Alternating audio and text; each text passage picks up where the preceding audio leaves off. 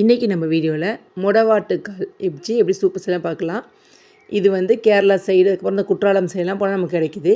ஆட்டோட கால் மாதிரி மேலே முடி இருக்குல்லையே, அதே மாதிரி தான் இருக்குது. நம்ம இஞ்சி தோல் சீவுற மாதிரி சீவி எடுத்துட்டாக்கா இந்த மாதிரி இருக்குது. உள்ளார கிழங்கு இது மாதிரி இருக்குது. இது நல்லா பொடியாக தோல் சீவினதை பொடியாக கட் பண்ணிக்கலாம். இப்போ அடுப்பில் ஒரு குக்கர் வச்சுட்டு கொஞ்சமாக எண்ணெய் சேர்த்துடலாம். ஒரு பீஸ் பட்டை, ரெண்டு கிராம்பு சேர்த்து தாளிச்சிடலாம். இதை இஞ்சும் பூண்டும் கொஞ்சமாக தட்டி வச்சுருக்கேன் சேர்த்துட்டு, ஒரு வெங்காயம், ஒரு தக்காளி, காரத்துக்கு 2 பச்சை மிளகாய் சேர்த்துருக்கேன். சேர்த்து நல்லா வதக்கி விட்டுடலாம்.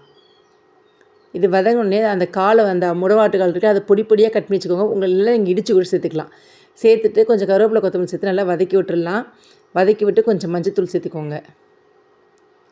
சேர்த்துட்டு இதுக்கு தேவையான அளவுக்கு உப்பும் சேர்த்துட்டு தண்ணி கொஞ்சம் நிறையா சேருங்க. சேர்த்து ஏன்னா நம்ம ரொம்ப நேரம் கொதிக்க வைக்கணும். இதை அப்போ தான் அதோடய எசன்ஸ்லாம் இறங்கி டேஸ்ட் நல்லாயிருக்கும். நான் விசில் வந்து ஒரு 10 விசில்கிட்ட வச்சுருக்கேன். நான் மிளகுத்தூள் லாஸ்ட்டாக போட்டு உப்பும் சேர்த்துருங்க. சேர்த்து மூடி ஒரு 10 விசில்கிட்ட வச்சு நான் எடுத்துருக்கேன். பாருங்கள் தண்ணியே எவ்வளோ குறைஞ்சிருச்சுன்னு. இப்போ இதை வடிகட்டி எடுத்தாக்கா நம்ம சூப்பரான ஆட்டுக்கால் சூப் மாதிரி டேஸ்ட்டில் இருக்கக்கூடிய மொடவாட்டுக்கால் சூப்பு ரெடி. செஞ்சு கமெண்ட் பண்ணுங்கள்.